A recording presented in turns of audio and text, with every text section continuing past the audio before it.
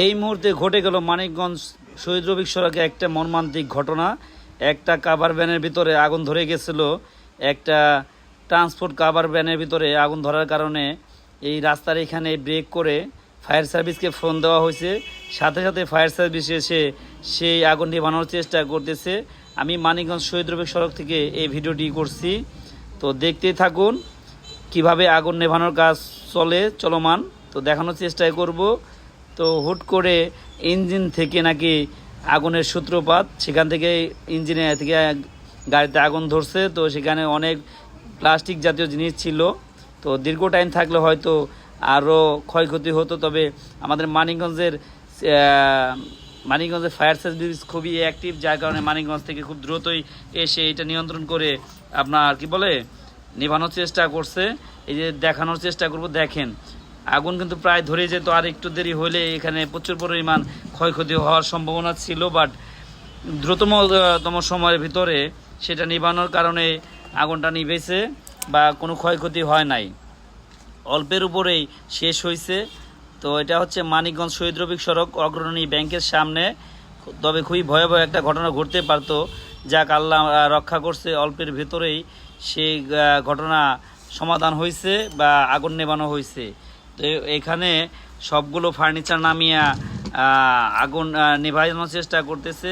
এটা লিগ্যাল একটা ফার্নিচারের গাড়ি সম্ভবত। তো যাই হোক, আমরা প্রত্যক্ষদর্শী দেখলাম, আপনাদেরকে দেখানোর চেষ্টা করলাম।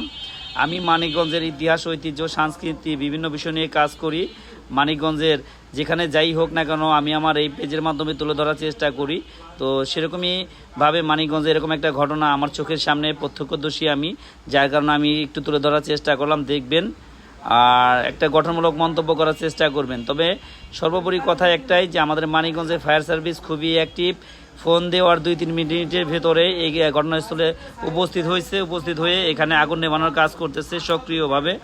তবে দ্রুততম সময়ের মধ্যে আসার কারণে আগুনটা নেভানোটা খুবই সহজ হয়েছে বা তাড়াতাড়ি নিভাইতে পারছে। যদি দীর্ঘ টাইমে এই গাড়িতে থাকতো তাহলে নেভানো কষ্টকর হতো, বা ফায়ার সার্ভিস দ্রুত সময় না আসলে আগুন নেভানোটা সত্যি অনেক কষ্টকর হয়ে যেত। যাই হোক, আলহামদুলিল্লাহ ফায়ার সার্ভিস দ্রুততম সময়ের ভিতরে আসছে। আর বিশেষ করে যে গাড়ির ড্রাইভার বা গাড়ির চালক বুদ্ধি খাটিয়ে ফায়ার সার্ভিসে ফোন দেওয়ার কারণেই এত তাড়াতাড়ি এসে এখানে আগুন নেভানো সম্ভব হয়েছে বা কোনো ক্ষয়ক্ষতি হয় নাই। আসলে বাস্তবিক কথা, যেখানে যাই হোক দ্রুততম মধ্যে যদি ব্যবস্থা নেওয়া যায় তাহলে অবশ্যই ক্ষয়ক্ষতির পরিমাণটা খুবই কমে যায় বা ঝামেলা কম থাকে। তো যাই হোক, আমাদের মানিকগঞ্জের ফায়ার সার্ভিসকে ধন্যবাদ জানাই দ্রুততম সময়ের মধ্যে এসে আগুনটা নেভানোর জন্য। সেই জন্য আমি আবারও ফায়ার সার্ভিসকে আন্তরিকভাবে শুভেচ্ছা এবং ধন্যবাদ জানাচ্ছি যে আমাদের মানিকগঞ্জ শহীদ রফিক সড়কে এরকম একটা ঘটনা ঘটছে, তারা দ্রুততম সময়ের ভিতরে এসে আগুনটা নেভানোর কাজ করছে। তো যাই হোক, নিত্য নতুন ইউনিক ভিডিও পাওয়ার জন্য বা মানিকগঞ্জ খবরাখবর জানতে অবশ্যই পেজকে ফলো দিয়ে পাশে থাকার চেষ্টা করবেন। এই পেজের উপর অবশ্যই চোখ রাখবেন। ইনশাআল্লাহ পর্যায়ক্রমে মানিকগঞ্জ যেখানে যাই হোক না কেন আমি চেষ্টা করব আপনাদের মাঝে তুলে ধরার জন্য। তো যাই হোক, আজকে এই পর্যন্তই। আজকে আমি আমার ভিডিও শেষ করতেছি। আল্লাহ হাফেজ, ভালো থাকবেন।